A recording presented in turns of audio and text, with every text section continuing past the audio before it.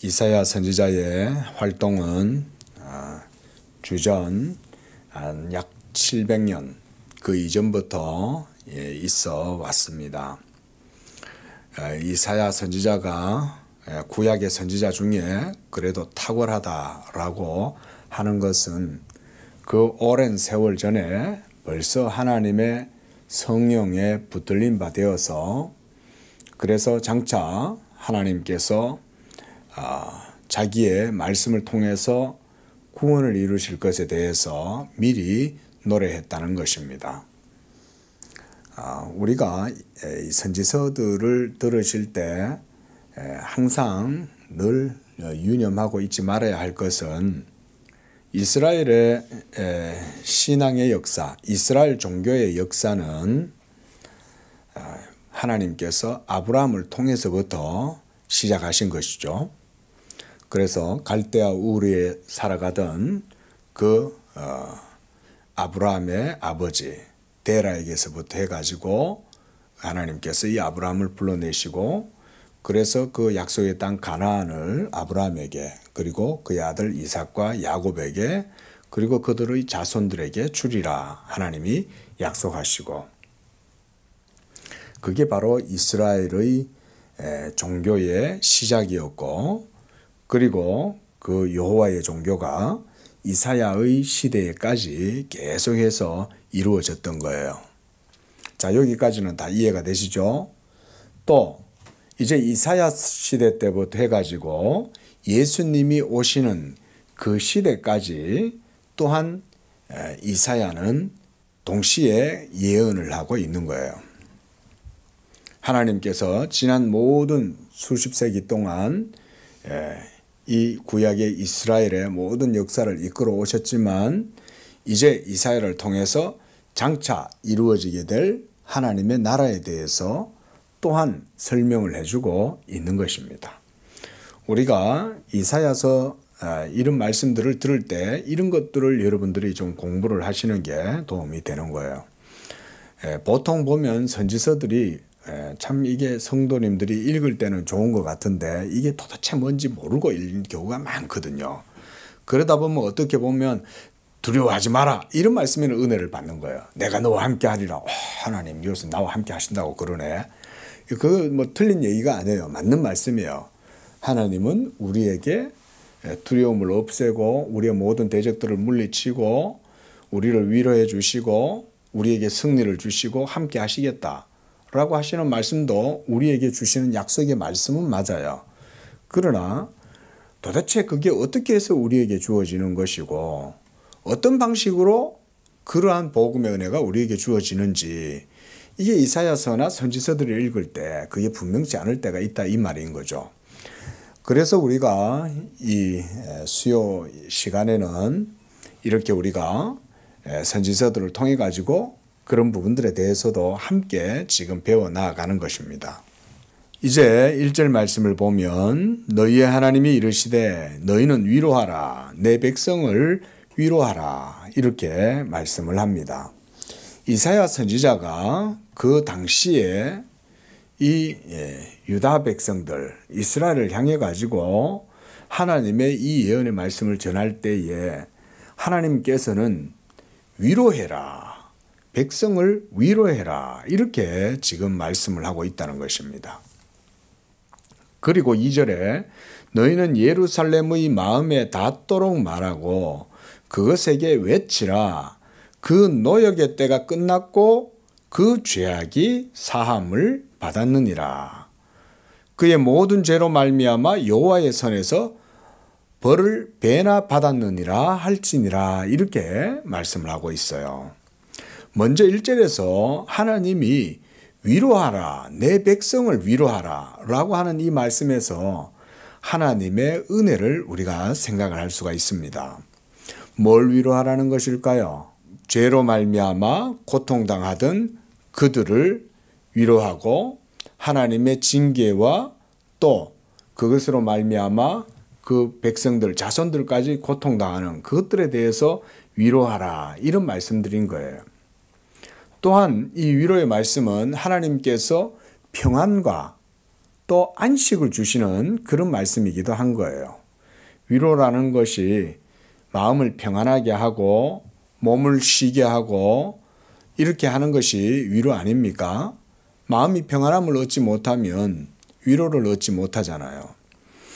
그래서 2절에서 그 노역의 때가 끝났다 이렇게 이스라엘에게 말씀을 하시는 거예요.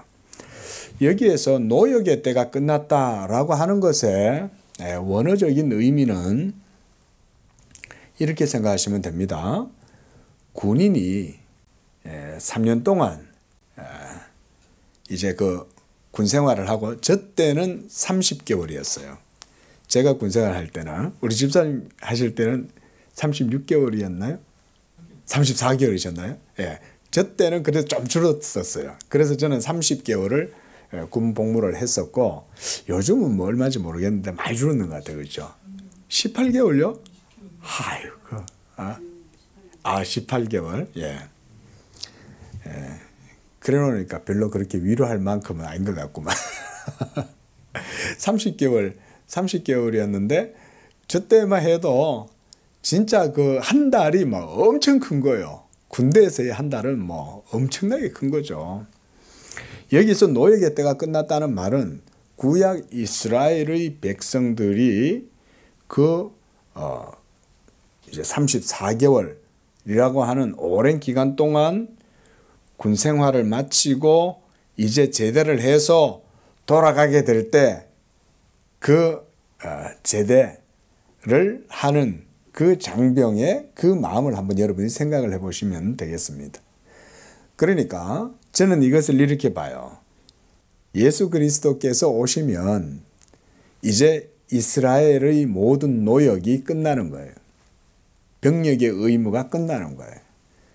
우리가 이렇게도 해석을 할 수 있는 거죠. 구약시대의 모든 역사는 하나님의 아들이 오시는 것을 준비하는 역사였다. 우리가 이렇게 보잖아요. 그렇죠? 그 준비하시는 역사가 이제 예수님이 오면 어떻게 되겠어요? 그렇죠. 그 끝나는 게 병력의 의무가 끝났다.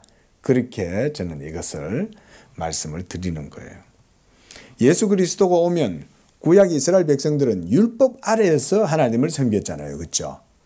그들의 삶의 모든 모습들을 통해 가지고 하나님은 율법의 우리가 신학적으로 말하면 율법의 중보자인 그리스도를 보여주는 삶이었고 역사였다. 이렇게 보시면 정확하게 보시는 거예요.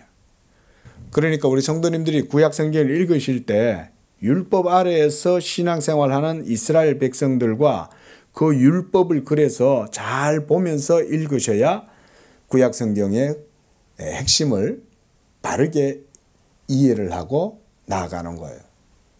그런데 이거를 이해를 못하면 읽어도 이게 뭔 말인지를 모르는 거예요. 이게 도대체 율법은 뭐고 또 이 백성들은 맨날 하나님한테 두들겨 맞기나 하고 징계나 당하고 하나님은 맨날 화가 나 있고 도대체 뭐냐 이렇게 이제 좀 혼란스러울 수도 있죠. 도대체 뭐 이게 이제 난맥 사이즈 이게 맥이 안 잡히니까. 근데 그게 아닌 거예요. 율법이라고 하는 언약의 말씀 아래에서 이스라엘 백성들을 살아가게 하시는 거죠.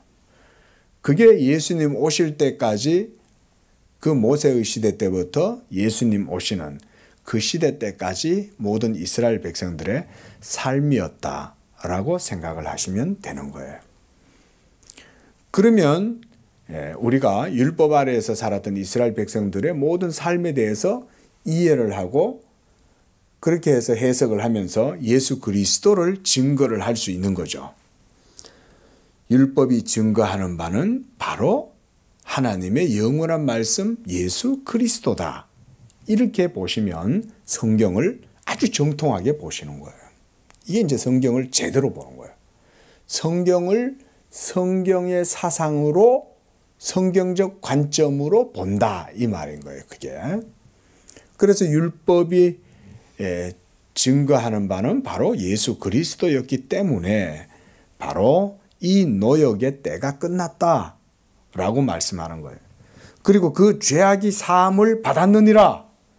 예수 그리스도께서 오신 것은 모든 죄를 종결시키기 위함이었죠. 그렇죠? 근데 구약에서는 계속해서 짐승의 피를 하나님께 드림으로써 제사를 지냈잖아요. 그런데 그 짐승으로 말미암아 하나님께 드려진 그런 속죄제가 온전했습니까? 온전하지 않았죠. 그렇죠? 예? 항상 그것은 그저 모형이었고 상징이었고, 그래서 하나님께서 그것을 이스라엘 백성들에게 행하라고 말씀은 하셨지만 그것을 행하고 난 다음에도 마음에 죄책감은 계속해서 남아 있는 거죠. 그렇죠? 이런 거 이제 나중에 히브리서를 하면, 이제 여러분들 오늘 이런 이사야서 말씀을 잘 들으면요, 나중에 히브리서도 듣기가 수월합니다. 히브리서도 만만하지가 않아요. 예. 자, 그래서 바로 예수 그리스도로 말미암는 죄사함의 구속, 이것이 완전히 이루어지게 되는 거죠. 그 지금 여기서 2절의 말씀은 이사야가 모든 시대에 적용 가능한 말씀을 전하고 있다. 우리가 이렇게 보면 되는 거예요. 그래서 그 당시 이사야 선지자가 사역하고 있던 그 당시의 유대 사회와 유대를 향해서만 말씀하고 있는 것이 아니라 이 선지자의 예언은 한 시대에만 적용될 뿐 아니라 모든 시대에 다 적용되는 말씀인 거예요.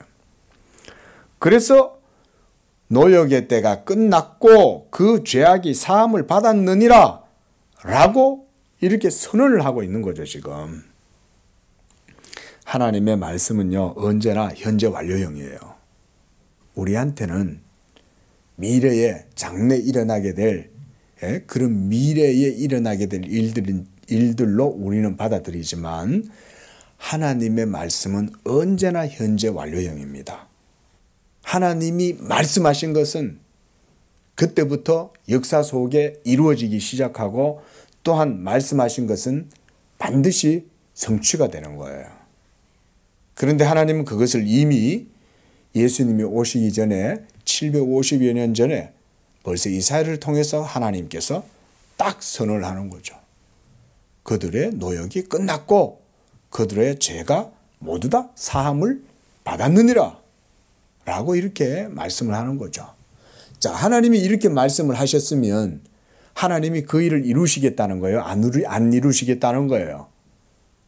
그 말은 하나님이 이루시겠다는 거예요, 이게.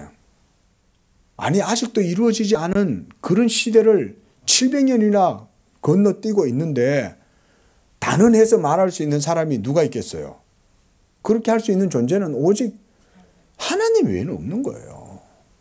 하나님만은 그렇게 말씀하실 수 있는 거예요. 이런 게 이사야 선지서의 깊은 부분인 거예요. 그래서 이사야 선지서는 매우 탁월하다. 이러한 하나님의 신적인 권능과 지혜와 능력, 하나님의 영광, 이런 걸 통해서 드러나는 거죠. 그래서 그 모든 죄로 말미암아 여호와의 손에서 벌을 배나 받았느니라 할지니라. 이것은 이제 그 당시 이스라엘 백성들에게 1차적으로 적용되는 거예요. 왜냐하면 이스라엘 백성들이 바벨론의 포로로 끌려가잖아요. 예? 그래서 그곳에서 70년 동안, 그렇게 따지면 또 노역을 하는 거 아니에요? 70년 동안 그 죄로 말미암는 모든 징계를 당하고 있는 거 아니에요? 그런데 그것을 징계를 당하되 배나 받았다는 거예요. 배나. 왜냐하면 하나님 말씀을 안 들으니까 그냥 적당하게 이렇게 어느 정도 하다가 좀 포기하고 항복하고 이러면 되는데 끝까지 하나님의 진노를 대적하다가 결국은 그것으로 인해 가지고 벌을 배나 받는 거 아니에요. 하지만 어떻습니까? 결국은 하나님이 1절 말씀에서 이 백성을 위로해라 라고 하시는 거죠. 이게 우리 하나님인 줄로 믿으시기 바랍니다. 여러분, 매주고 약주냐 이렇게 생각하시면 안 돼요. 그게 아니라 매를 아주 약하게 주고 약은 많이 주시는 거예요. 그렇게 보셔야 되는 거예요. 무슨 말씀인지 아세요? 우리는 원래 하나님 앞에서 위로를 받을 수 있는 존재가 못 돼요. 하나님이 우리에게 벌을 내리실 필요도 없어요. 그냥 심판해버리면 되는 거예요. 그냥. 예? 벌이라는 것은 그 죄에 상응하는 페널티, 그렇죠? 그것을 당하고 벌을 받고 그런 다음에 그것은 다시 풀어준다는 의미가 있잖아요. 그게 벌이잖아요. 근데 벌도 안 줘. 벌도 안 준다는 걸 완전히 포기하는 거잖아요. 그럼 벌 안 주면 나중에 어떻게 되겠어요? 그냥 처리해버리는 것이죠. 한꺼번에 그냥 싹 없애버리시는 거죠. 예? 심판이죠, 한마디로. 그러나 하나님은 자기 백성들에게는 이와 같은 위로, 이와 같은 하나님의 은혜를 여전히 남겨놓았다, 그 말인 겁니다. 그래서 이제 3절에서는 앞에 1, 2절에서 얘기한 이런 말씀들이 이루어지게 될 때 어떻게 이루어지냐? 외치는 자의 소리여 이르되 너희는 광야에서 여호와의 길을 예비하라. 사막에서 우리 하나님의 대로를 평탄하게 하라. 하나님의 은혜가 그저 막 시냇물이 흐르고 모든 것들이 막 이렇게 만사형통하고 기쁘고 즐겁고 막 쨍하고 해 뜰 날 이런 것이 아닌 거죠. 그게 아니라 광야에서 사막에서 하나님의 그 은총과 하나님의 구원의 은혜, 자비를 그것에서 드러내시겠다 이 말인 거예요. 이런 게 그래 따지면 우리 세상 죄인들에게 베풀어 주시는 하나님의 은혜라고 할 수가 있습니다. 우리가 살아가는 이 세상은 한마디로 사막과 같은 거죠. 한마디로 광야와 같은 거죠. 우리가 살아가는 이 세상이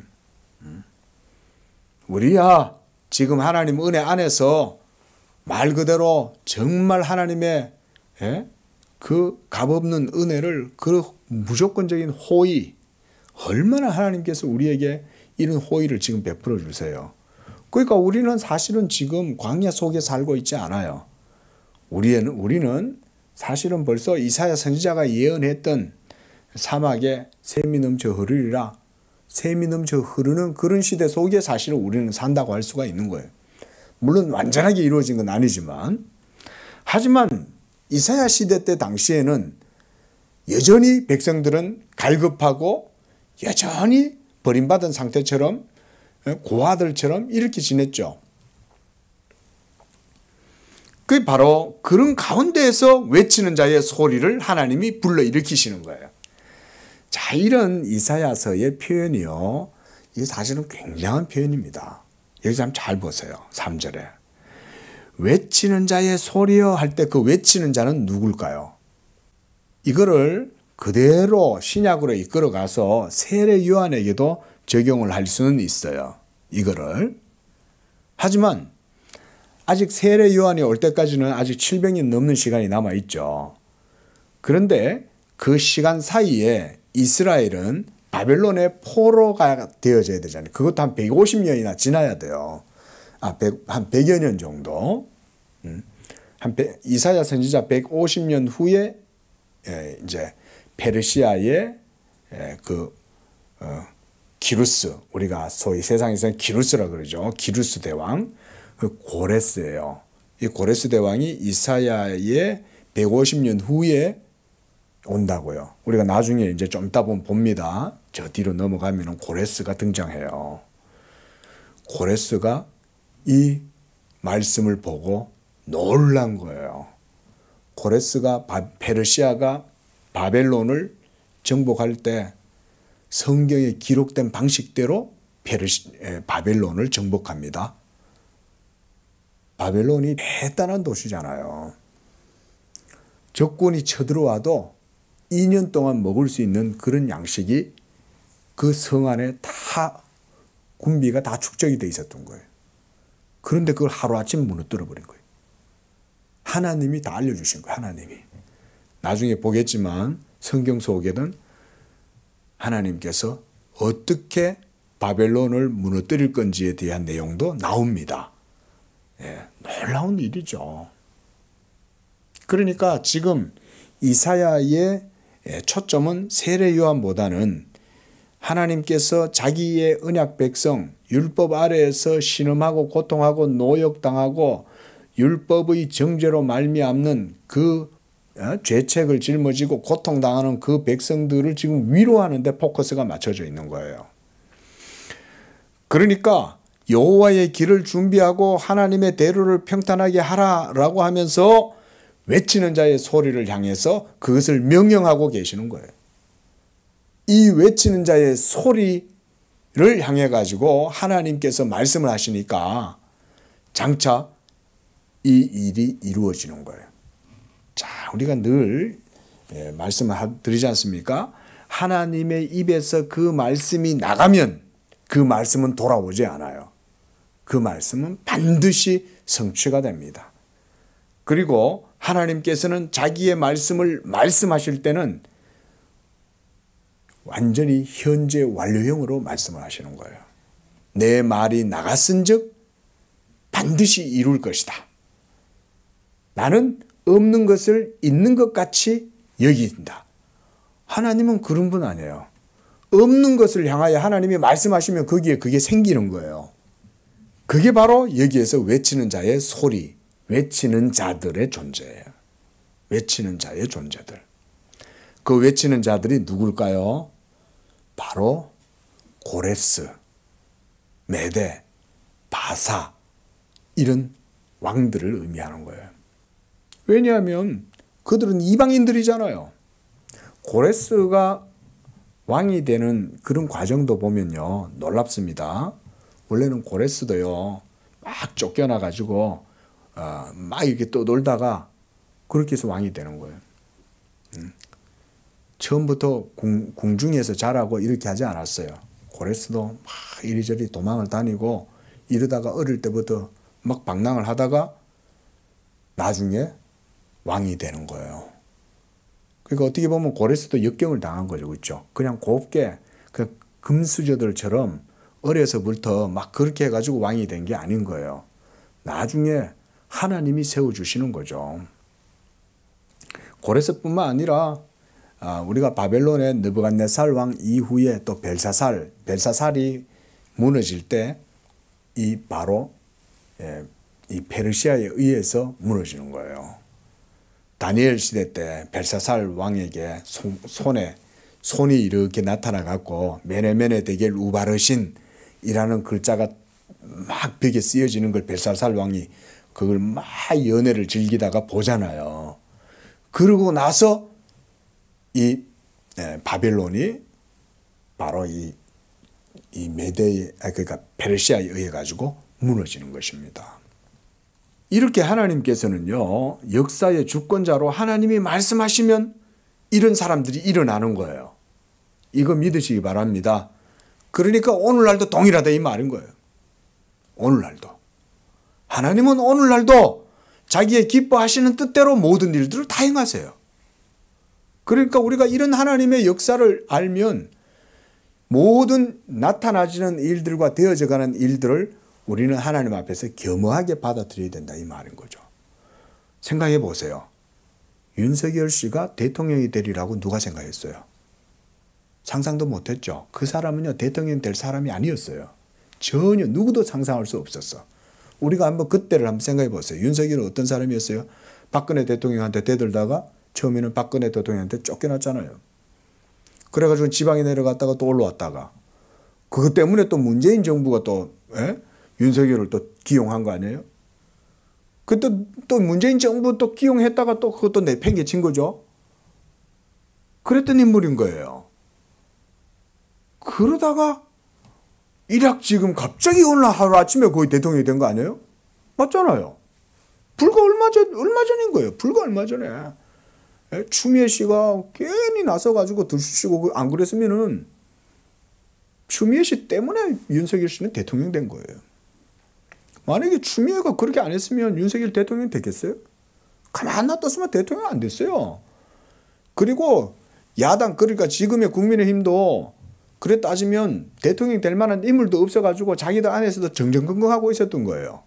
그런데 다크호스처럼 떠오른 거 아니에요? 여러분 가만히 한번 보세요. 제가 지금 정치 얘기를 하는 게 아니에요. 역사 얘기를 하는 거예요.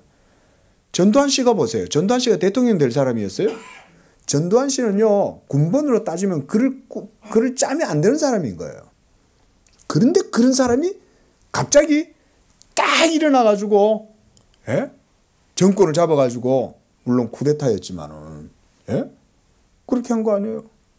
역사라는 것들이 그런 식으로 이루어지는 거지 않습니까? 근데 우리는 보통 보면 막, 그 사람 좋아. 그리고 이 사람 좋아. 저 사람은 싫어. 이런 식으로 역사를 이해하지만 여러분, 그거는 정말 기독교인들은 그렇게 보면 안 돼요. 하나님이 하신다고 생각해야 되는 거예요. 악한 자를 세우는 것도 하나님이 하시는 거예요. 예? 선한 대통령을 세우는 것도 하나님이 하시는 거예요.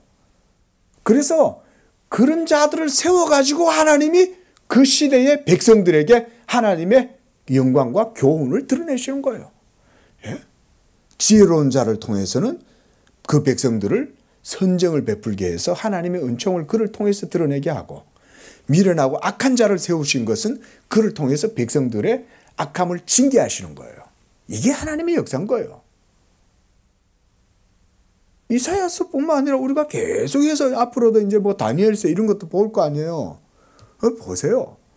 하나님이 느부갓네살 왕을 그렇게 세우시는 거 아니에요. 예? 느부갓네살 왕이면 바벨론의 느부갓네살 왕이라 그러면 여러분, 우리야 모르고 그냥 들으니까 그냥 어느 한 나라 왕이었나 보다 싶지, 그 당시에는요, 그 전 세계를 호령하던 사람들인 거예요. 어마어마한 거예요. 진짜 날아가는 새도 떨어뜨리는 거예요. 그 정도로, 예? 대단한 거죠. 그런 느부갓네살 왕을 어떻게 합니까? 하나님께서, 예? 완전히 하나님께서 딱 잡고 하시잖아요. 그건 여러분, 하나님이 자기 영광을 드러내시는 거죠. 왜냐하면 이스라엘이 바벨론의 포로가 되어 있는 상황이기 때문에 그런 거예요. 만약에 바벨론이 이스라엘을 포로로 잡고 있지 않았다면 하나님이 바벨론 왕을 굳이 사용하실 필요가 없어요. 이스라엘이 거기에 포로가 되어 있기 때문에 자기 백성들을 위해서 하나님이 느부갓네살에게 자기 영광을 드러내 보이는 거죠. 그래서 이스라엘의 하나님이 진짜 하나님이라는 걸 보여주시는 거죠. 그 이후에도 마찬가지지 않습니까? 느부갓네살 왕 이후에도 계속해서 하나님은 역사 속에 자기를 그렇게 드러내시는 거예요. 자, 이렇게 하나님은 말씀하시면 외치는 자의 소리들이 일어나가지고 막 하나님의 백성들의 길을 예비하는 거예요. 그러니까 고레스가, 우리가 뒤에도 보였지만, 고레스는 이런 말씀들을 보고는 저 하나님께 옛날에 징계를 받아가지고 무너져 있는 그 땅을, 폐허를 다시금 복원해야 되겠다. 아니, 이방의 왕이 일어나가지고 다시 무너진 옛 성터를 다시 회복시키고 고국으로 그 백성들을 다시 돌려보내는 일을 하잖아요. 그 일이 어디서 나왔겠냐 이건 거예요. 생각을 해보세요. 그 일을 하나님이 하시는 거예요. 오늘날도 하나님은 그렇게 하시는 줄로 믿습니다. 예? 윤석열 대통령을 하나님이 어떻게 쓰실지 우리는 모르지만 하나님은 하시는 거예요.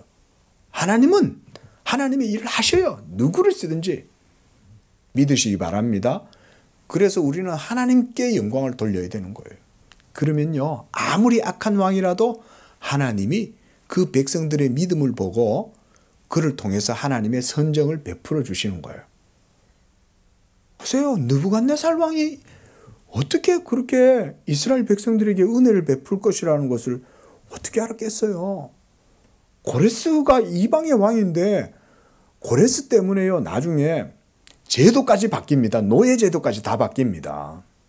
예? 고레스가 그렇게까지 정책을 펼치는 거예요. 하나님의 백성들을 위해서. 예. 이런 게 하나님의 역사죠. 여러분들의 삶도 하나님이 그와 같이 인도하시는 줄로 믿으시기 바랍니다. 오늘날 우리에게도 동일한 거예요. 우리에게도.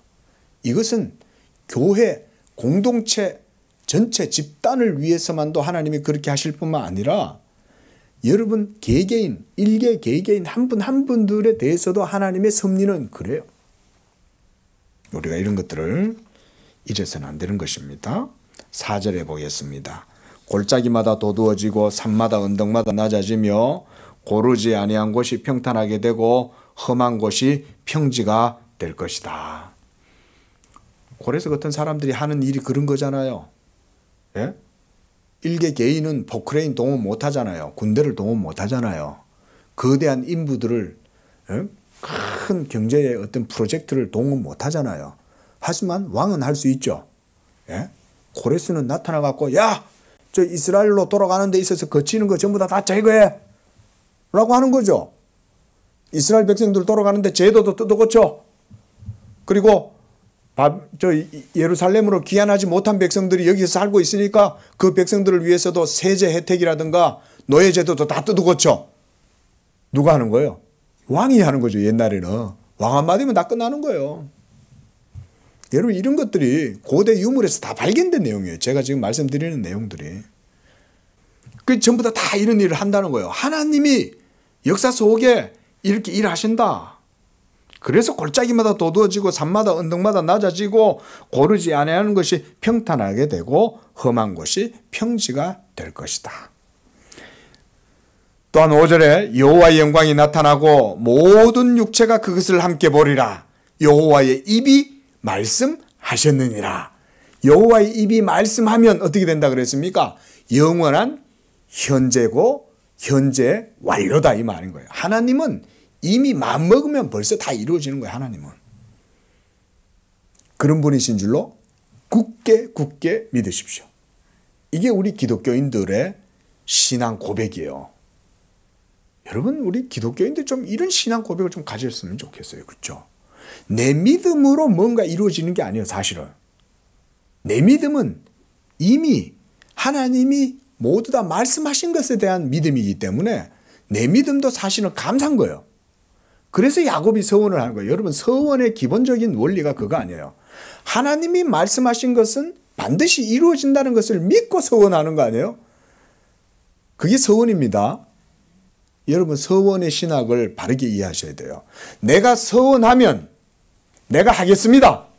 하나님께서 내게 어이 해가지고 이렇게 해주시면 내가 하나님께 하나님께 100억을 헌금하겠습니다.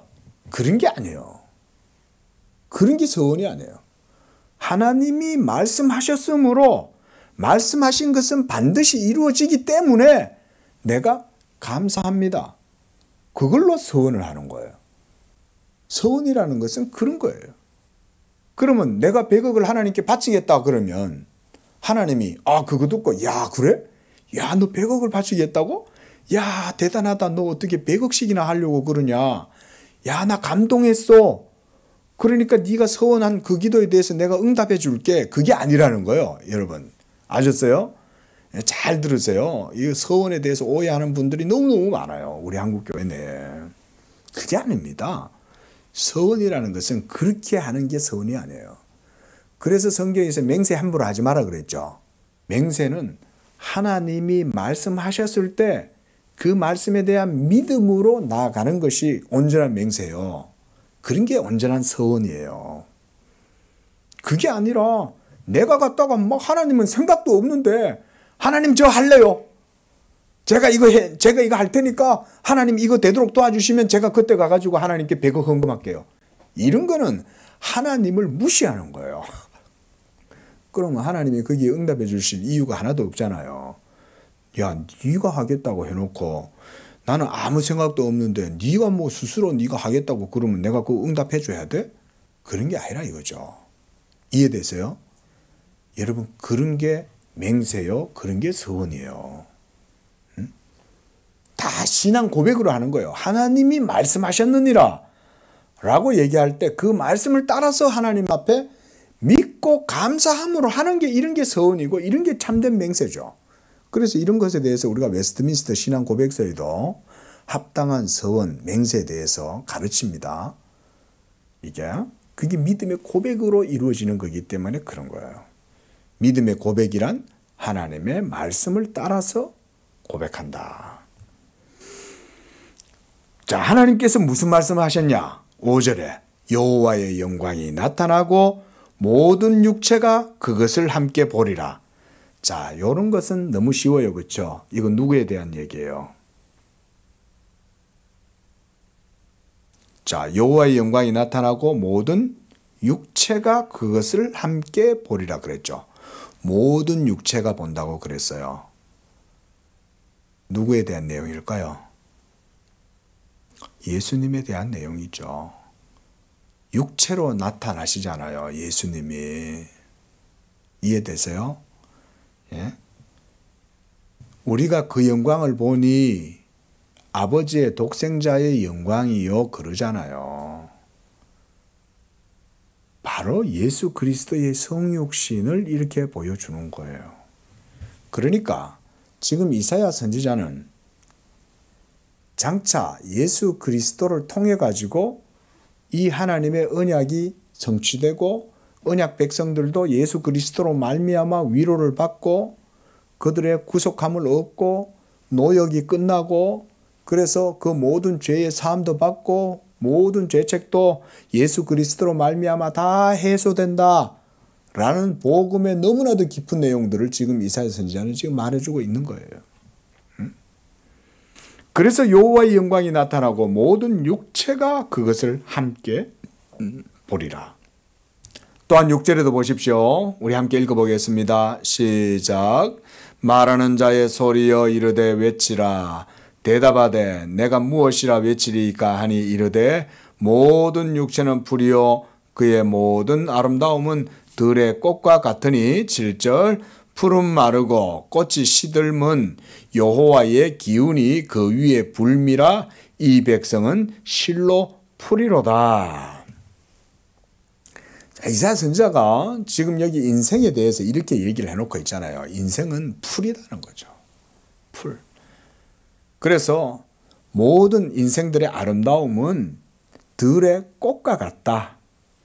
꽃이 필 때는 우리가 아이고 예뻐라 여기 예쁜 꽃이 폈네 이러면서 우리가 봄날에 윤중로 같은 데 나가가지고는 막 셀카를 찍잖아요. 예쁘니까 꽃을 보고는 막 이렇게 꽃을 찍고 그렇게 한단 말이죠.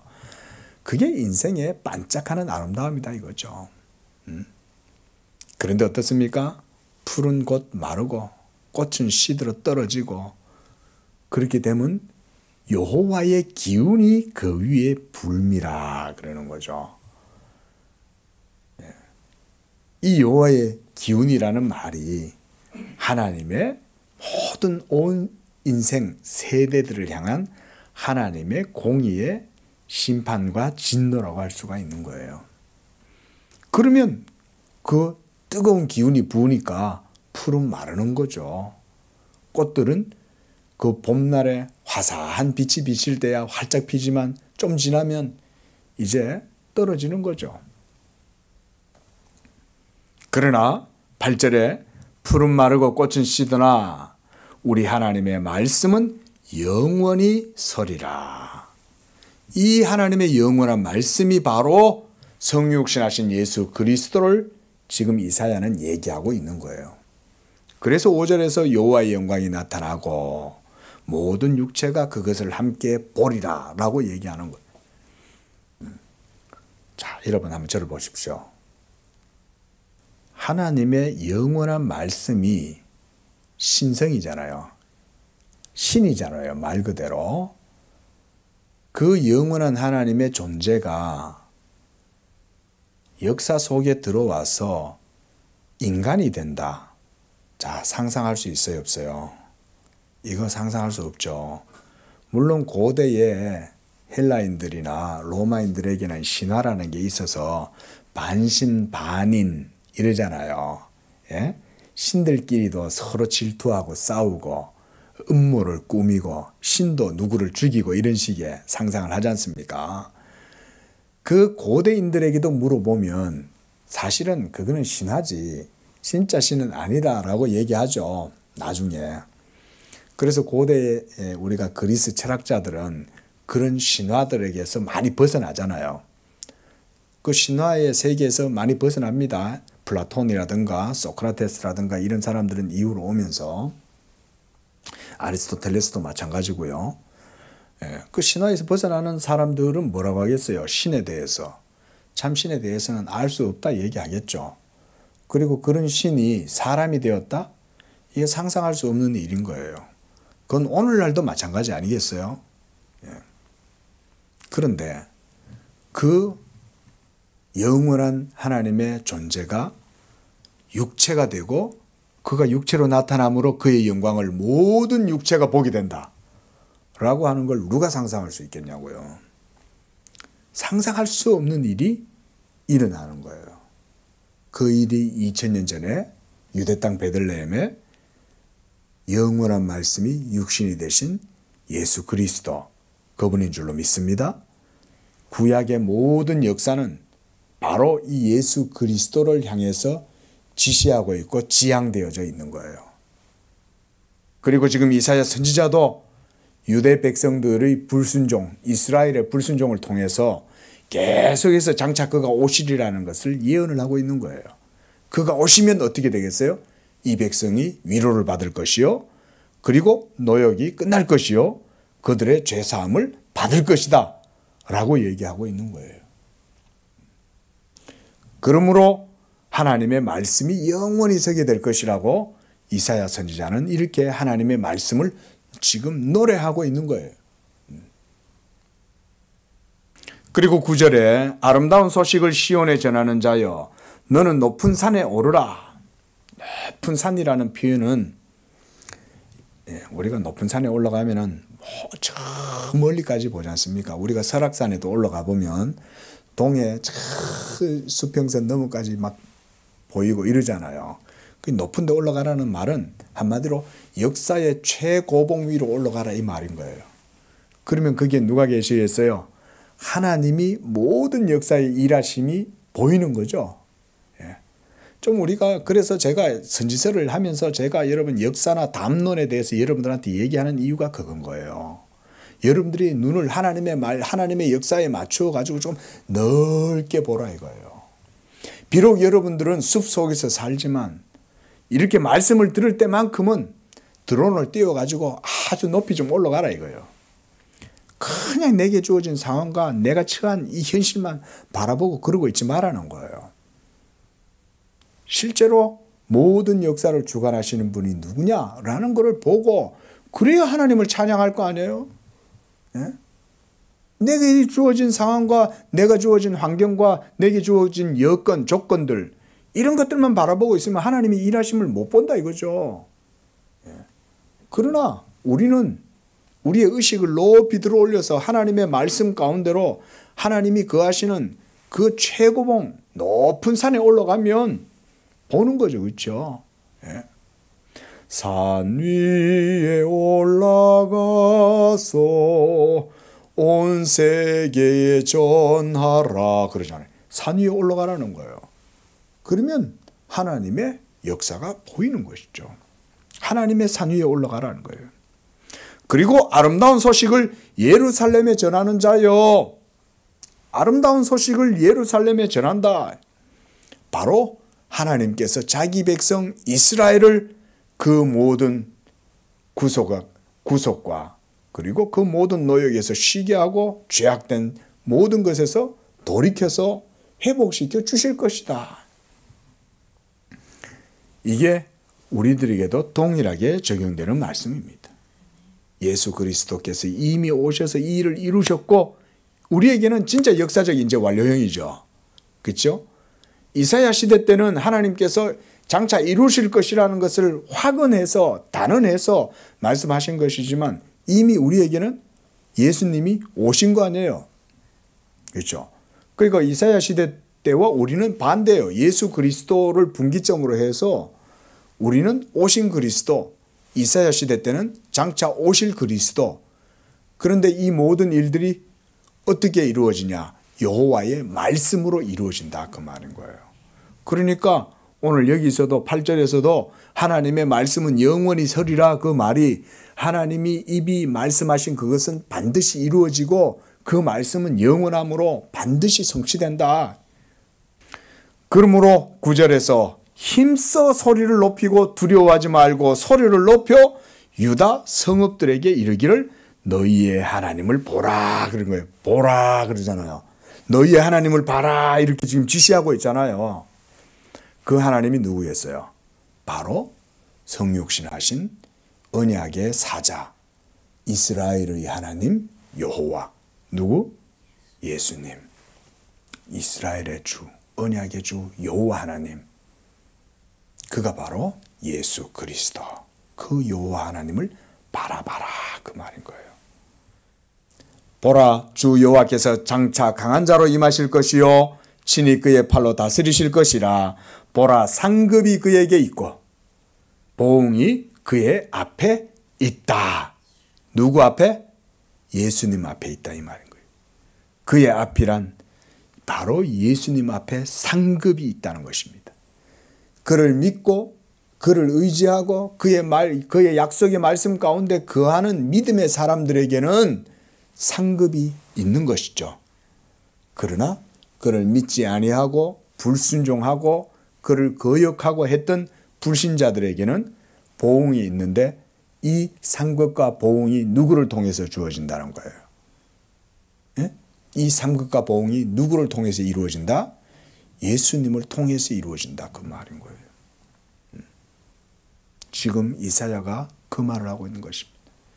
그리고 마지막 날에도 예수께서 이 심판주로 서시잖아요. 그렇죠? 예수님에 의해서 상급이 주어지고 또한 예수님에 의해서 보응이 이루어지는 거예요. 모든 역사가 예수 그리스도를 통해서 이루어집니다. 그리고 11절에도 예수님은 이렇게 보시면 됩니다. 예수님은 목자같이 양떼를 먹이시고 어린 양들, 백성들이죠. 자기 백성들을 그의 팔로 모아 품에 안으시고 젖먹이는 암컷들을 온순히 인도하시리로다. 우리가 시편 23편 같은 그런 노래를 부를 수 있지 않습니까? 여호와는 나의 목자시니. 하나님이 지금 이와 같이 우리를 온순한 양들같이 우리를 인도해 주시는 줄로 믿습니다.